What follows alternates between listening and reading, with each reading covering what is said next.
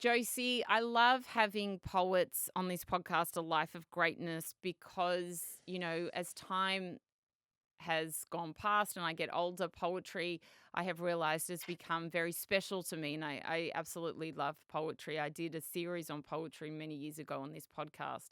And from Rumi to David White, who's been on this podcast, I just think there are it just takes you to another place where you feel emotions that you've never felt before, or that bring you back to a time that you shared. How did poetry come about for you? I've always really liked, well, first of all, thanks for having me on. I really appreciate it. Pleasure. But I've always really liked writing, just in general, like writing songs, writing down things that I'm feeling. My notes app in my iPhone has always been very emotional. I've always been just kind of writing things down. But I used to post a lot of songs and music that I was writing online. And I actually ended up just randomly setting up this voiceover booth in my house to kind of like do some part-time voice work. And I was like, maybe I could read a poem of mine in this room. And it just like worked out. And I just kept doing it and doing it. And then obviously with wanting to post them, I kept writing and writing more and more and kind of going back to a lot of my music that I wrote and turning it into more of a spoken word kind of idea. And that's kind of how it all really started.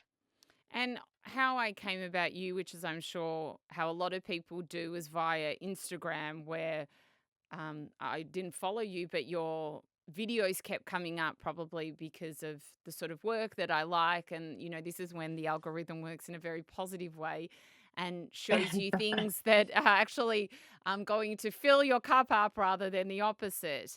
I Yeah. mean, that must be amazing for you. You've amassed so many followers to be able to see your work through the power of social media.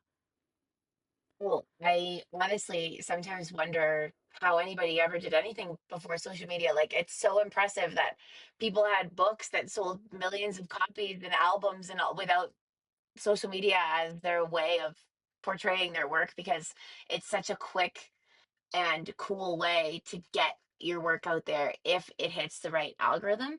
I owe everything to social media. And it's crazy because I was posting online every day for like 10 years, just doing other stuff because I, like, through my work, I'm a radio host. I post a lot of stuff just like for fun and nothing ever did anything. And suddenly this, like, I owe everything that's happened to social media.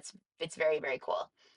Tell us a little bit about your upbringing, and you're in Canada, because I feel like for a poet, as well as all the other things you have done, you have to go through the different emotions of life to be able to write about these things. So tell us a little bit about your upbringing. I grew up with a single mom, and we just kind of lived on our own a lot of the time, unless my grandma was living with us. So it was House of Girls, and I think that's maybe where my girlhood stuff stems from. But I also grew up overweight, and I went through a huge weight loss. I lost 130 pounds. I got like a plastic surgery to remove excess skin from my weight loss. I almost died from sepsis after that surgery. Like, Oh, I kind of had this wow. whole big journey that obviously invoked a lot of emotions over time, kind of growing up in that environment, growing up overweight, and then like moving across the country on my own to be on the radio, that kind of thing. Like, everything, it's can be very isolating. And I find that when I'm feeling kind of lonely, I would write things out. And I think that all those little parts of my story definitely worked in my favor. I guess I like to say, if you could, if you cried about it, you should be able to laugh about it later. And I kind of am laughing now, being like, wow, that's crazy that all that weird, bad stuff that happened turned into something really, really good. Wow. I didn't know that you nearly died after the weight loss Yeah. surgery. What happened? I got like a basically a tummy tuck slash like just excess skin removal after I lost a bunch of weight, and I got sepsis, and Yeah. I almost died from it. It was really scary, and it was crazy because I just had this thing on my mind where I was like, oh well, if I just do this surgery, then I'll have this nice body, and then I'll be so happy. And then I got the surgery done, and I almost died, and I was like, oh my god, like all this for that? Like, that's crazy. What if I don't live? And then after that, I realized that there's like so much more that I have to deal with aside from this one thing. Like I really thought that the body was the end goal and that everything was going to fall into place once I looked how I wanted.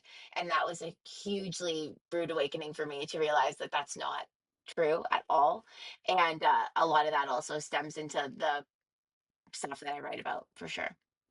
You have your new book, I hope you remember, and I just because you'll be doing a lot of the reading, but I just wanted to read. I suppose it's kind of like the preface um, of your book, and it's the introduction, and I think it really just encompasses everything about the beautiful poetry that's in the book. You say, "I hope when you read this book, you remember an emotion you forgot about. I hope your feelings and I hope it hurts your feelings and mends them all at once. I hope the mention of mid November makes you feel haunted in ways that are both good and bad. I hope the pages about grey days and wet sidewalks make you think of someone in particular. I hope you've forgotten them. I hope reading this book feels like waking up from a nap in the dark, alone in your room, your nose cold from a cracked window you forgot to close. I hope it makes you think of the smell of your childhood home and the way your bare feet feel on a warm summer sidewalk. I hope it makes you realize how much you've been through, how many of your fears will never come true, and how you've already survived all the ones that have. I hope it helps you escape to a simpler time, and I hope it makes the hard times seem a little easier, if only for a moment. Mostly, I hope it makes you remember. I hope you remember all of it. I also hope you like poetry because if not, I've got some bad news for you." I love it, and I Oh, thank wanted you. you to start at page 49. It's in the loving chapter. You write a poem about not being loved by one person in particular, and why that um, just because you're not loved by one person doesn't mean that you're not loved. Yeah, I think that we've all probably had that one experience with a person that you wanted to love you back so badly, that you're like, I'm completely unlovable. No one's ever going to love me. And I think that looking back on those experiences, especially now, like I'm getting married in a couple of months, like looking back at all those times that I really thought it was the end of the world in past relationships, just like, oh, that wasn't that everybody hated you. It was that one person didn't love you. And that's what this is about. Do you want me to read it? Yes, please. Okay. One person not loving you does not mean that you are not loved at all. It just means you are not loved by them. And I know reading that feels like swallowing glass. I know it feels like love only shows up as the love you are craving. But when you stop waiting for it like it's stuck in traffic, you will realize it arrived a long time ago. It's sitting across from you at the dinner table while you ignore it and stare at an empty seat. It's already there, but you don't notice because you are watching the door, feeling the draft from the street every time it opens and closes, and shivering while someone offers you a jacket. But you can't hear them because you don't even know they're there. Nobody is loved by everybody. And them not loving you doesn't mean you're not loved. It means you are not loved by them. And if you can find it in you to take your eyes off the door, you will see that aside from that one empty seat, your table is full. Love is all around you. And one day, when someone comes up behind you and taps you on the shoulder to ask if that seat is taken, you may even find yourself saying no and letting them sit there instead. There's a lot that you write about heartbreak and heartache, and it made me think that maybe you've had a million relationships or you've been through a lot in terms of love relationships. I'm not talking about friendships. Tell us about your journey with romantic relationships. I feel like, like the term situationship. I feel like I had a lot of those where you hang out with somebody a lot and you're like, I feel like we're falling in love, but they don't want to officially commit to it, right? And I feel like there were so many occasions, not so many, but there were a couple of occasions where I would start to see someone and they would be like, let's be friends. And I would think that that was the end, but they actually wanted to be friends. So they would like call me and we'd like hang out, like go for dinner, like do a bunch of stuff together. And I'd be like, wait, I'm falling in love with you. This is crazy. Like, why are we together all the time? We started out dating and I can't just be your friend now. And I think that like there were a few situations like that. But I also was really lucky that a couple of my relationships that were like more long term in the past were really positive experiences, and I still tell stories and talk about them with my fiance, being like, "Oh, me and so did that once, and it was really fun." And he has this kind of resounding feeling about some of the people that I've been with, being like, "I'd have a beer with that guy if he ever was around," you know? But like it's there's definitely been different kinds of relationships and different kinds of people, and they've fueled an entire book. So I'm very grateful that I went through all of them. And I suppose, what have you learnt about love? um I've learned that when something isn't right, it can feel very exciting. But I've also learned that being excited and being anxious feel very, very similar. And that when you start to be with somebody that doesn't make you anxious, like obviously at the beginning you're excited, but when the excitement dies down and you start to feel kind of calm and safe, you can kind of mix it up with it not being as interesting as when you were nervous all the time. Mm, And that it's actually really, really hard to go from being in a bunch of toxic situations to being in something healthy because you feel like something's missing. But what's missing is the part of you that's like always unsure if that person's going to stay or go. And it took a lot of kind of learning the difference between the feeling that I had in like a toxic situation versus the feeling that I had in something healthier. mm, And I'm really grateful that I was able to realize that that difference was actually like a calm safeness and not like a boringness. You know what I mean? it's so true. You write in your book a lot about growing older, and I love that because it's something I think about a lot. Having children myself, and I actually did a piece on it the other day when you don't notice when your children are suddenly growing older till it's like the last time that, they want to hold your hand when they're crossing the road, Oh, or the last time that they snuggle with you and things like that. We all hear about the first, but we don't hear about the last. But the same goes with aging parents, right? Where, you know, you take it for granted until it's no longer there. yeah. And we have to be mindful of that because life, as you know, changes so fast. And I think we fly through life doing so many different things. And we can regret that, right? We can regret that Oh, yeah. if things change. And I wanted to talk to you about that because you do have a beautiful poem in your book where you talk about, wanting to stop time, but also wanting to keep going. It's on page 72. And I want to know your experience around that. And then obviously it would be great for you to read the poem as well. I have found that I have always really struggled with time passing. My friends make fun of me all the time. They say, "You love the past." And I'm like, "I do. I miss everything that's gone." And it's like amazing because I feel like I've lived a really great life if all I do is remember and want it back. Um, and it sucks because I feel like I'm always spending right now, missing before, and I know that I'll miss everything about right now. Like we haven't started our family yet. Our wedding hasn't happened yet, and I'm like, I'm gonna miss this so much one day. And I like still am thinking about when I was living in my old apartment. I was like in my 20s, I'm not really experiencing what's happening right now. And even the same thing like with parents getting older, I live really far from home and I don't make it home as often as I'd like to.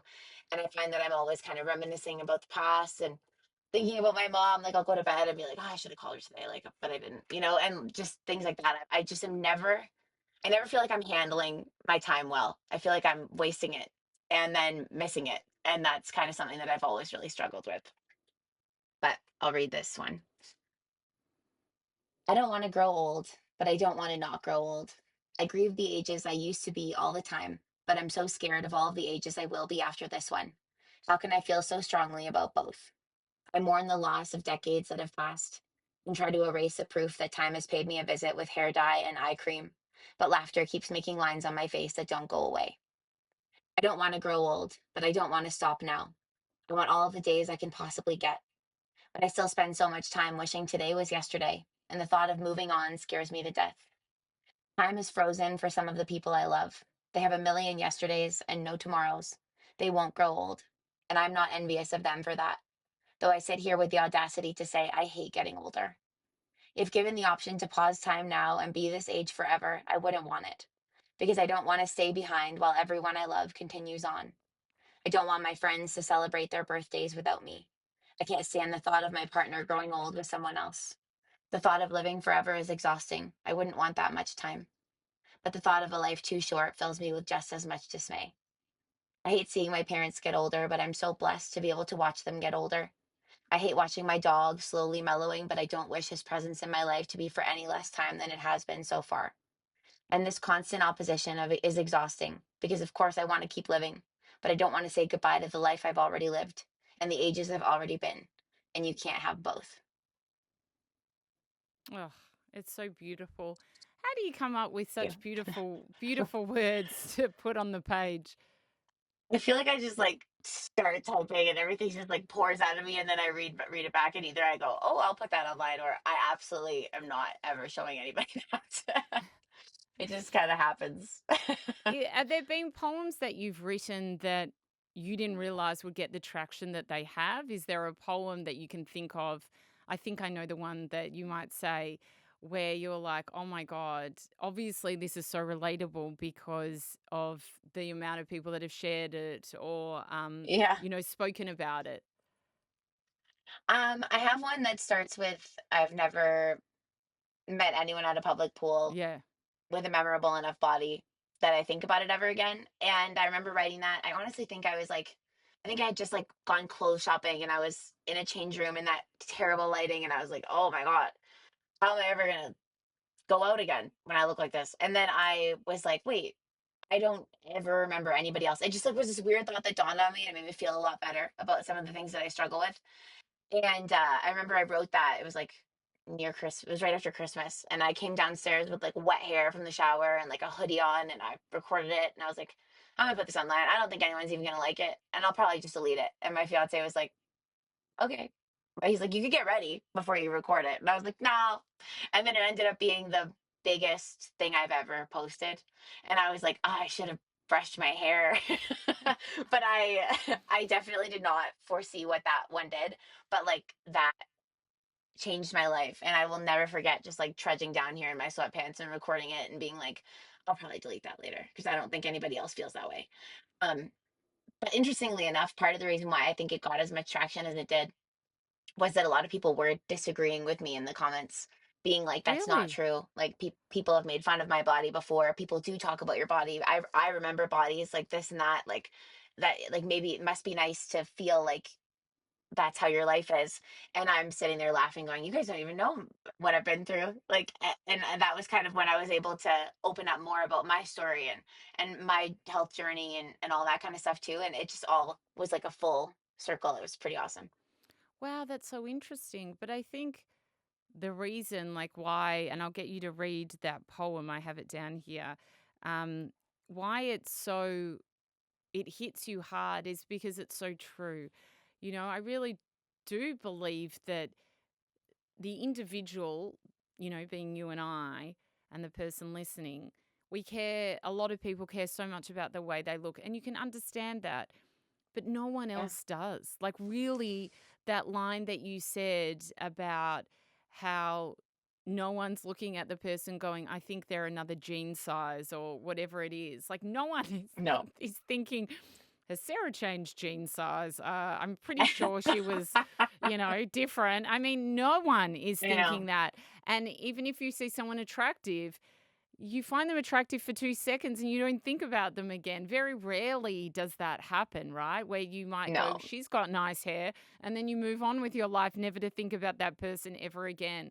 It exactly. just hits home in the sense of we don't need to place so much emphasis on the way that we look if we really think about the words in that poem, because the only one that cares is us. And if you're really finding yourself going through a lot of grief about the way that you look, in the sense of, really doing your head in because you're not as thin as you want to be, or your hair's not as nice as what you would like it to be, or whatever it is, I think, this poem will really guide you into the right direction.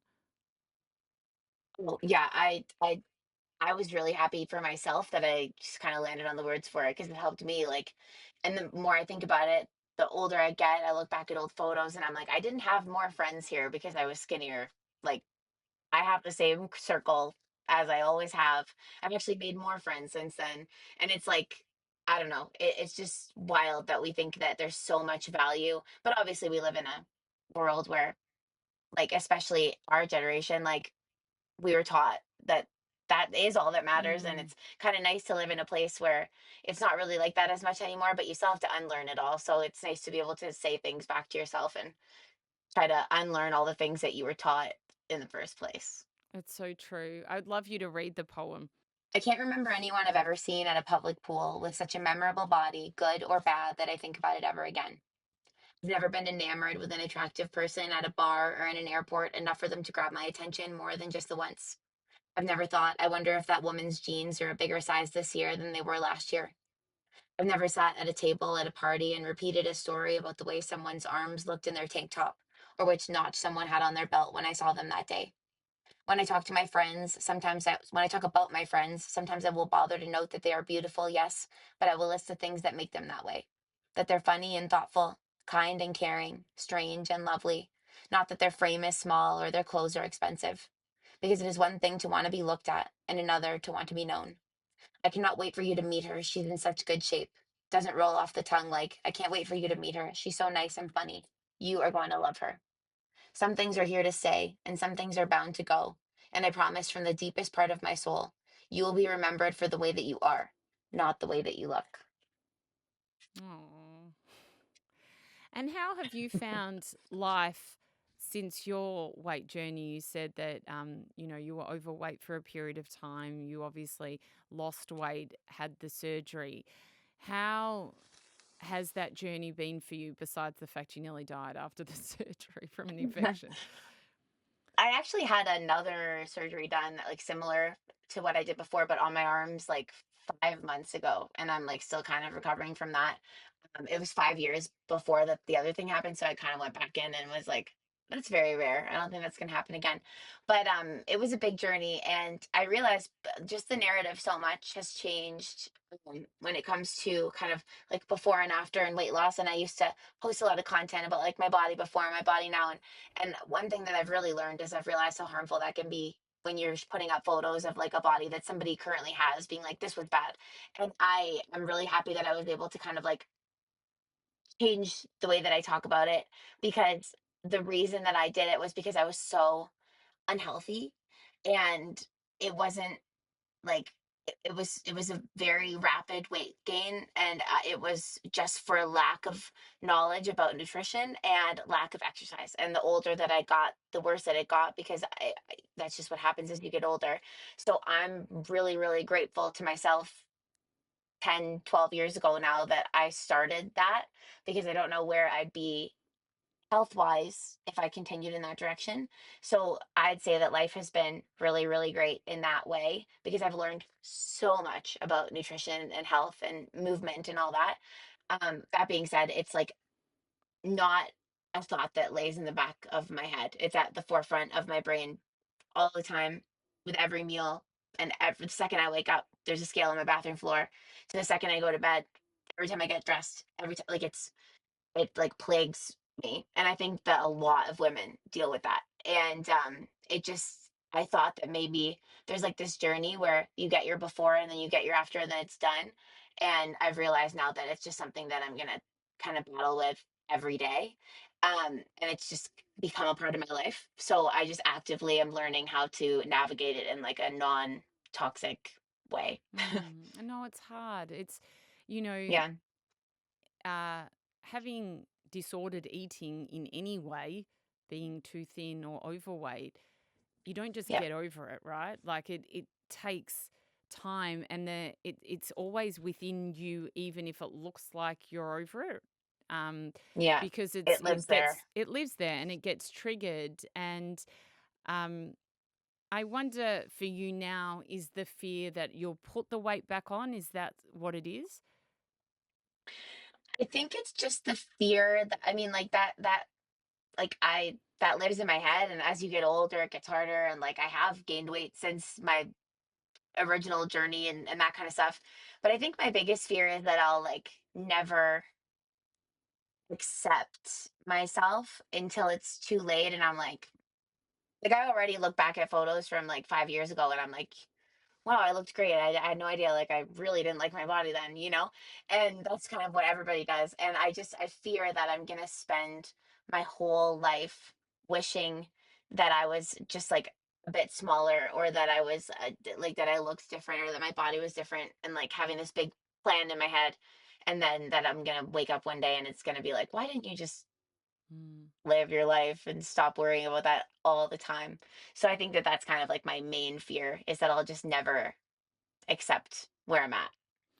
And I think a lot of people do that. And the fact that you're so conscious of it means that even in the tiny steps that you do every day to be more present in happiness and kind of being like, I don't really care as much as what I cared yesterday, makes a difference. You know, even it's funny you say that about the pictures because I do that too. I look back at my pictures and I remember at the time thinking, oh my God, this picture was shocking. Like I would be like, I look awful and not wanting to post it or being feeling like crap after just thinking, oh my God, I look so bad. And then a year Yeah, later going back and looking at the photo and thinking, was I on drugs? Like, I look so nice there. I know. What was I on It's about? crazy. It's so weird that the mind does that, where we think, I know. so we beat ourselves up about stuff that it's just not even true, right? You know, No, a belief is a thought you keep thinking. Nothing else makes it true except for us, right? And we can change exactly. that at any time. And yeah, I think we all have we all go into that where we think badly of the way that we look for a certain reason. We're very harsh, like we're our own worst critic. But you know, that's why that poem you read is so beautiful because it really lays it on the line in the fact of like it lays it out in the sense of it's not like that. That is not true. What we perceive is not what other people perceive. You Never. also It's always worse in your own head, for It's sure. always worse in your own head. There was a theme in your book that I love because I'm a dog lover, which was that you write about dogs a bit here and there as a few poems. There's one that's not in your book that you I'd love you to read that you wrote recently. Yeah. I've shared it with a few people because I lost my beautiful dog last year after 15 and a half years. And then Oh, I read your poem and I was like, oh, she was like the love of our lives. So oh no. I think you summed it up beautifully. I assume that you've had dogs in your life or a dog. So you know what it Yeah, we feels have a like. dog now. I grew up with dogs, but they were always my mom's dogs. Like mom had like a very special relationship with our dogs, and I was just like the kid, so the dogs were scared of me. But we have a dog now. I came into this relationship. Our dog was 4, and now he's 9, and he's like a big Bernese Mountain Dog. So we like Oh, worry about his health all the time. So I definitely am a dog lover now for sure. they're the best. And I Yeah, think they this are. poem that I'm going to get you to read now is just sums it up so perfectly for anyone that's ever had a dog, loved a dog. They will be able to relate. Okay. If you ever had a dog, you know. You know what it's like to be loved just for being exactly who you are. You could have nothing and you'd still be everything to them. You could lose it all and they wouldn't bat an eye. In the unconditional way you can only understand if you've ever had a dog. You know how to find the good in a slow walk in the rain, even while you're chilled to the bone. You know that even on the worst day ever, there's a little happiness on the other side of the door, if only for a moment. You know how to selflessly surrender your last and best bite of food without ever hearing a thank you, but you have felt the thank yous endlessly if you've ever had a dog. You've been a protector and you've been protected. You've been viewed as everything, even in the moments where you had nothing left to give. Because in a world where you have a dog, just putting your feet on the ground in the morning is enough to be cheered on endlessly. And if that's not the kind of unwavering love you need to feel like you're enough, I don't know what is. And if you've ever had a dog, you know that the love is unconditional, but the time you get is not. The years are fast, but the dog years are faster.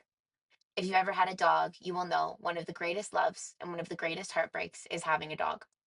But you will carry the feeling of being loved just for being who you are until the end of time. You will always know in some way or another that you are enough, and it will be because you had a dog. It's so beautiful.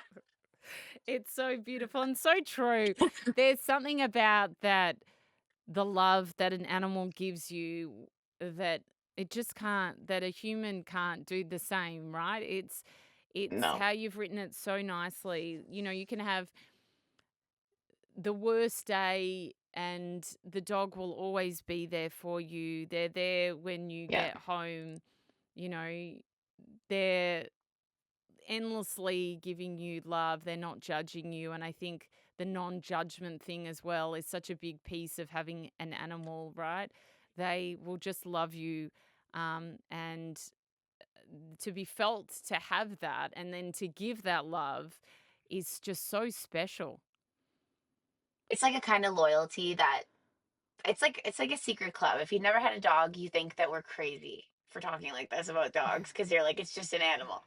But like if you have had a dog, you're like, it's this loyalty that you will never experience. Like you could not give a dog a billion trillion million dollars to leave your side. Like they won't. It's there's nothing you can do. And it's like it's just a kind of like unwavering love that you do not get from people sometimes. Like I'm sure like your parents and stuff, but not everybody even gets that from their parents. Like the Yeah. dog will always do it. Mm. And there's a similar Yeah. heartbreak that goes when you lose a dog, right? Because, you know, even I said to you, it's been about a year since we lost Lola, my little miniature schnauzer. And after 15 and a half years, like I open the front door still. And for a moment, the mind will still think, oh, I wonder where she is. Or you expect her to come to the Yeah. front door. And then there's this Oh, emptiness that's just not there. It's this real void that just their presence held, that yeah. you can't explain, that it is. It's just this loving presence that's no longer there, that you just, you know, time passes, but, you know, there's Yeah. not a day that I don't think about it. No, I know. You Coming know. home, like even my childhood dog died. He was 18 and he Oh, died like a couple wow. years ago. And whenever I go home to visit, I'm like expecting that as soon as I tap the doorknob, even if it's 3 o'clock in the morning when my flight lands, like that the dog's gonna like lose his mind. And honestly, sometimes I call our dog my old dog's name, and I always get super tripped out. I'm like, that's so weird that it just like slips out of your mouth. Like you'll never forget them. It's crazy. It's crazy. Relationships, as we're talking about, because that is, having a dog is a relationship, but relationships, in regards to friendships, is a big part of your writing too. And I wonder what your journey with friendships has been. Oh my God. My fiance makes fun of me all the time. He's like, you just love girlhood. You love your friends. And I'm like, I love my girlfriends. Like, I don't know what I would do without them. I truly feel like my friendships have been like some of the most important relationships in my life. And I just continue to meet these like amazing women and I become their friends. And it's like, I don't even know how I ever didn't know you. Um, Even through my struggles with like my weight and growing up, like that kind of stuff, I always had like this very solid, large group of friends. And I'm still friends with all of them, even from like high school and elementary school and stuff. And we're all in our like early 30s now. And I got really lucky with the group of people that I connected with. Um, but they set the bar for what friendship is, and I've always based any friendship off of the ones that I had early in life, and it has never led me astray. I've always known where the bar is for my friends. Mm. And I think friendships help us move through life, right? But as you know through your writing, they don't last forever. And I've done a lot of episodes on breakup of friendships, or the idea of a reason, a season, and a lifetime. And you have a beautiful poem. It's not in your current book, but it talks a lot to this idea of the fact that for us to outgrow a friend, we need to grow. And I'd love you to read that to us. Yeah, I have it right here. It's definitely a crazy thing because there's, like you said, there's sometimes a reason and sometimes a season and sometimes, it just happens. And I've had maybe one or two friendship like breakups where we're like, we're not friends anymore and there's a reason. And then sometimes somebody's your best friend in the whole world and time is enough to make you realize that you don't have anything in common anymore. And it can be so sad when you realize later how close you were with that person and then now it's over. But I'll read this. It's okay to outgrow a friend. In the same way, it's okay to outgrow a pair of jeans that once fit you perfectly. And it's okay to be sad about it. Because when you find a friend, a best friend, favorite friend, one that fits you better than anyone ever has, you don't foresee ever having to let them go. You don't worry about a time that you stop fitting. It's not possible. How could you? That would be like finding your new favorite pair of jeans and only thinking about when you have to give them away. Outgrowing something you thought you'd have forever is one of the most conflicting feelings this life can offer you. But the end is rarely sudden. You must do the growing in order to grow apart, to grow out of. And that takes time. And growing isn't bad, even though we like to demonize it because it leads to endings. It leads to things that used to fit not fitting anymore. But spending time with friends you've grown out of tends to feel uncomfortable, forced, and constricted. You say things like, I'll hang on to this for a little bit longer just in case. But you are allowed to outgrow your friends. You're allowed to set each other free and be so thankful that you gave one another exactly what you needed at the time. And just like outgrowing your favorite pair of jeans and getting new ones, you will see friendships like the one you had with them and say to yourself, I used to have a friend like that. I miss them. Knowing full well why you had to let them go, knowing you just didn't fit each other anymore. And you'll be sad, but you'll be okay. Ah, that's so beautiful. And I think as I said, what rings home is that you'll be sad, but you'll be okay too. I think sometimes with friendship breakups, some people can think it's the end of the world, but new friends come into our life as well. And I think that's important to know that, as I said at the beginning, it's a reason, season, a lifetime. And even though you think you never have a friend and go like, I reckon 2 months max. Like no one goes into a No, friendship thinking it's going to last a certain period of time. And no. when we're in it, especially the ones that you get very close to, you think it'll be forever. And when it's not like that, you realize that that's okay as well, because we're Yeah. growing, and you have to outgrow someone. You need to be growing, and that just happens with life. You just grow in different directions. I find that like some of my longest friendships are the people that I met before we grew up because we really did kind of do that together. And sometimes you lose people in that process, but sometimes you get to keep a couple of those like early stage friends where you really did all the steps together. And I find that most of my friends that I've like that we outgrew each other were ones that I met in the middle where Mm. like we were just kind of becoming adults. Yeah, yeah, it's so Yeah. true.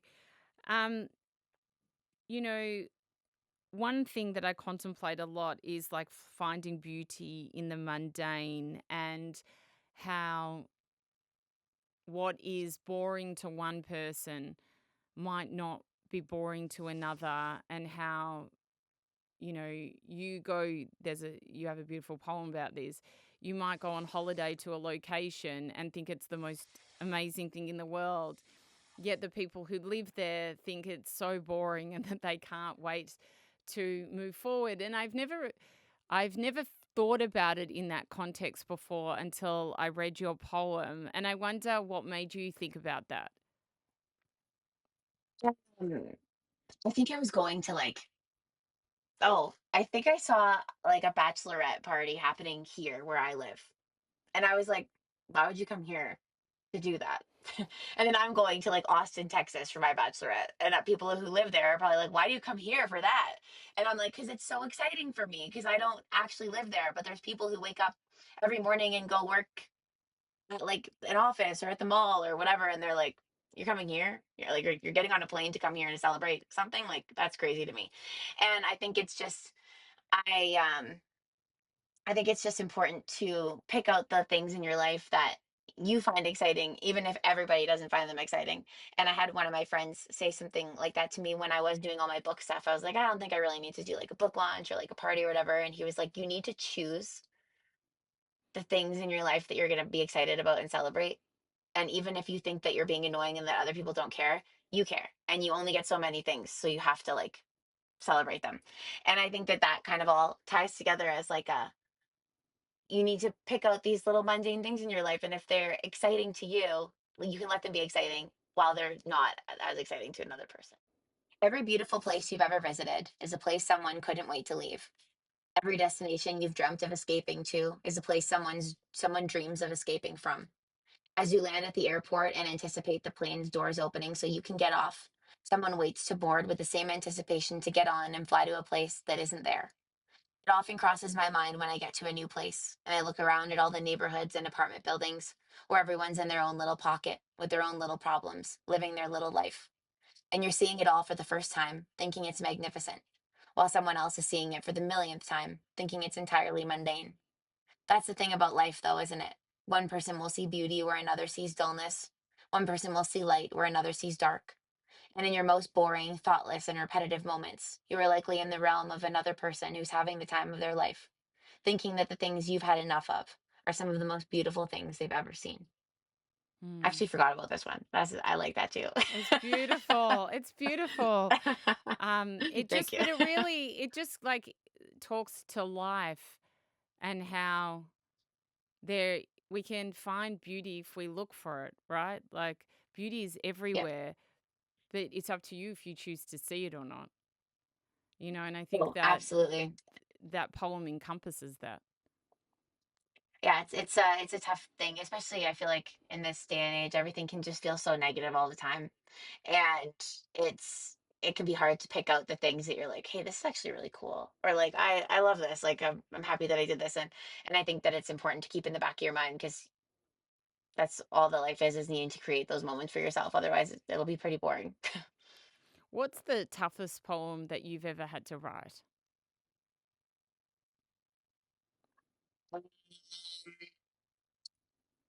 The one that I was the most worried about posting was like there like I swore in it and I don't usually do that like for poems because well first of all Instagram doesn't like swearing but second of all just because I don't know and it was like a rhyming one about just a situation that I was in that was really not great with another person and kind of being with a narcissist I guess just somebody who's not very nice to you and I remember writing it and being like I hope this doesn't first of all I hope this person never sees this and like knows that it's about them. And also, I hope this isn't like too intense. Like I feel like I try to be like pretty hopeful, but that was probably the one that I was the most worried about. As soon as I posted it, I called a friend and was like, "Should I delete that?" And she was like, "No, I think it's fine." And it ended up being one of my more popular ones, but I posted it a long time ago. What do you think people resonate to as far as your work? Is there a certain theme? Because you would be able to see a lot about human nature through the work that you do.